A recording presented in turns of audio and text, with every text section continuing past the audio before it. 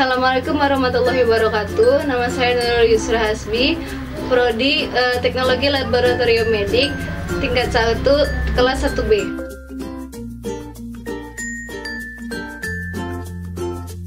Nah, di sini saya akan membawakan materi dengan judul bagaimana esensi dan urgensi identitas nasional sebagai salah satu determina pembangunan bangsa dan karakter. Nah, di sini yang pertama kita akan membahas menerusi konsep dan urgensi identitas nasional. Nah, konsep identitas nasional ini dibentuk dari dua kata.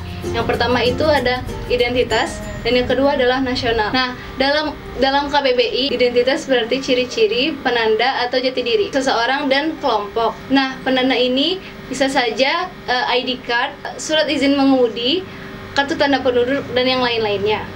Nah, di Kamus Besar Bahasa Indonesia, nasional berarti bersifat kebangsaan. Nah, dalam konteks pendidikan kewarganegaraan, identitas nasional lebih dekat dengan jati diri, yaitu karakteristik dan perasaan. Nah, menurut Hardono Hadi 2002, jati diri itu mencakup 3 unsur. Yang pertama ada kepribadian, identitas, dan keunikan. Pancasila sebagai jati diri bangsa lebih dimaknai sebagai kepribadian, sikap, dan perilaku yang mencerminkan 5 nilai Pancasila. Pancasila dipahami bukan rumus atau statusnya, tetapi pada isinya, yakni nilai-nilai leluhur yang diakui merupakan pandangan hidup bangsa yang disepakati. Nah, berikutnya, menggali sumber historis, sosiologis, politik tentang identitas nasional Indonesia. Nah, sebelum kita membahas lebih jauh, ada baiknya kita membahas dua identitas. Nah, yang pertama itu identitas primer dan identitas sekunder. Nah, identitas primer ini dinamakan juga identitas etnis, yakni identitas yang mengawali terjadinya identitas sekunder. Sedangkan identitas sekunder sendiri itu adalah identitas yang dibentuk berdasarkan kesepakatan bersama. Nah, secara historis, pada tahap embrionik, identitas nasional ditandai ketika munculnya kesadaran rakyat Indonesia sebagai bangsa yang sedang dijajah oleh bangsa asing pada tahun 1908 yang dikenal dengan masa kebangkitan nasional bangsa.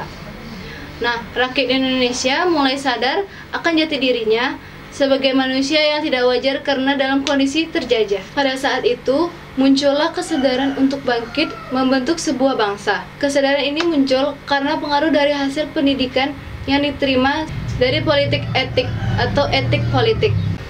Nah, berdirinya sejumlah organisasi kemasyarakatan bergerak dalam bidang seperti bidang perdagangan, keagamaan, hingga organisasi politik. Tumbuh dan berkembangnya sejumlah organisasi kemasyarakatan mengarah pada kesadaran berbangsa. Puncaknya, para pemuda yang berasal dari organisasi kedaerahan berkumpul dalam Kongres Pemuda kedua dan mengumandangkan Sumpah Pemuda. Pada saat itu dinyatakan identitas nasional yang lebih tegas bahwa bangsa Indonesia mengaku bertanah air yang satu, tanah air Indonesia, berbangsa yang satu, bangsa Indonesia, dan menjunjung bahasa persatuan bangsa Indonesia. Identitas nasional Indonesia menunjuk pada identitas-identitas yang sifatnya nasional.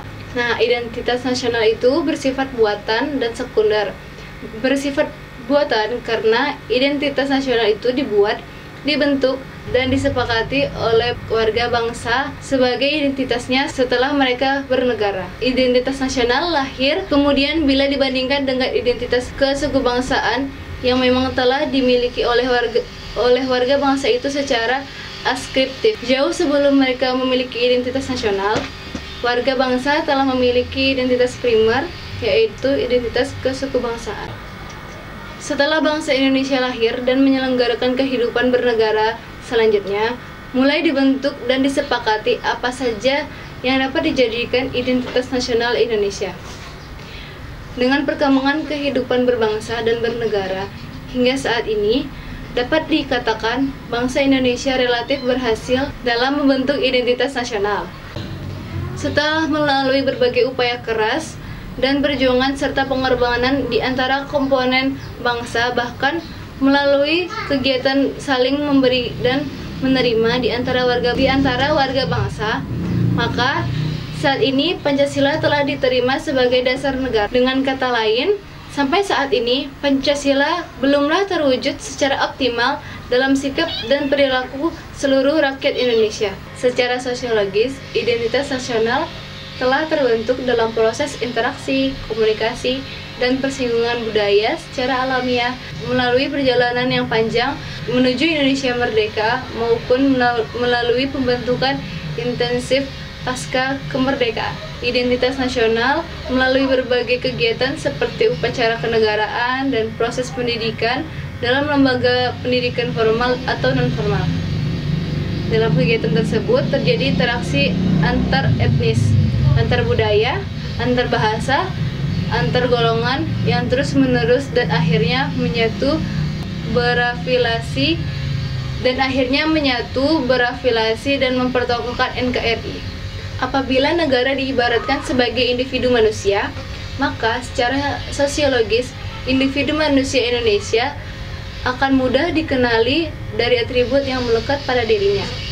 Atribut ini berbeda-beda dari atribut individu manusia yang berasal dari bangsa lain. Perbedaan antar individu manusia dapat diidentifikasi dari aspek fisik dan psikis. Aspek fisik dapat dikenali dari unsur-unsur seperti tinggi dan berat badan, bentuk wajah atau muka, kulit, warna, dan bentuk rambut, dan yang lain-lainnya. Sedangkan aspek psikis dapat dikenali dari unsur seperti kebiasaan, hobi atau kesenangan, semangat, karakter atau watak, sikap, dan yang lain. Membangun argumen tentang dinamika dan tantangan identitas nasional Indonesia. Tantangan dan masalah yang dihadapi terkait dengan Pancasila telah banyak mendapat tanggapan dan analisis sejumlah pakar. Liberalisme politik terjadi pada saat awal reformasi, yakni pada pasca pemerintahan Orde Baru.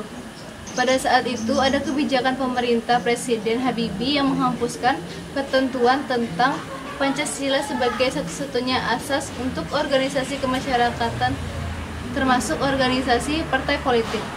Sedangkan lahirnya peraturan perundang-undangan tentang desentralisasi dan otonomi daerah seperti lahirnya Undang-Undang Nomor 22 Tahun 1999 yang diperbaharui menjadi Undang-Undang Nomor 32 Tahun 2004 tentang otonomi daerah telah berdampak positif dan negatif. Dampak negatifnya adalah antara lain munculnya nilai-nilai primordialisme kedaerahan sehingga tidak jarang munculnya rasa kedaerahan yang sempit. Disadari bahwa rendahnya pemahaman dan menurunnya kesadaran warga negara dalam bersikap dan berperilaku menggunakan nilai-nilai Pancasila dalam kehidupan berbangsa dan bernegara, khususnya pada era reformasi bangsa Indonesia,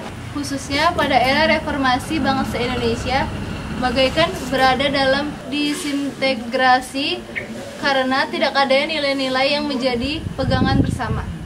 Padahal bangsa Indonesia telah memiliki nilai-nilai luhur yang dapat dijadikan pegangan dalam kehidupan bermasyarakat, berbangsa, dan bernegara, yakni Pancasila. Warisan agung yang tak ternilai harganya dari para The Founding Fathers adalah Pancasila. Selanjutnya, tentang luhur dan memudarnya rasa nasionalisme dan patriotisme perlu menjadi perhatian. Apa yang menjadi penyebab masalah ini? Nah, apabila orang lebih menghargai dan mencintai bangsa asing, tentu perlu dikaji aspek atau bidang apa yang dicintai tersebut. Bangsa Indonesia perlu ada upaya, yakni membuat strategi agar apa yang dicintai tersebut beralih kepada bangsa sendiri. Demikian pula apabila orang Indonesia lebih mengagungkan prestasi bangsa lain dan tidak bangga dengan prestasi sendiri, sebenarnya sesuatu yang aneh. Hal ini perlu ada upaya dari generasi baru bangsa Indonesia untuk mendorong agar bangsa Indonesia membuat prestasi yang tidak dapat dibuat oleh bangsa lain. Apabila orang Indonesia lebih bangga menggunakan produk asing daripada produk bangsa sendiri, hendaknya bangsa Indonesia mampu mendorong semangat berkompetensi. Intinya, bangsa Indonesia perlu didorong agar menjadi bangsa yang beretos kerja tinggi, rajin, tekun, ulet, tidak malas, serta menjunjung tinggi nilai kejujuran. Semua nilai tersebut telah tercangkup dalam Pancasila sehingga pada akhirnya semua permasalahan akan terjawab apabila bangsa Indonesia mampu berkomitmen untuk mengamalkan Pancasila. Sekian pemaparan materi dari saya. Assalamualaikum warahmatullahi wabarakatuh.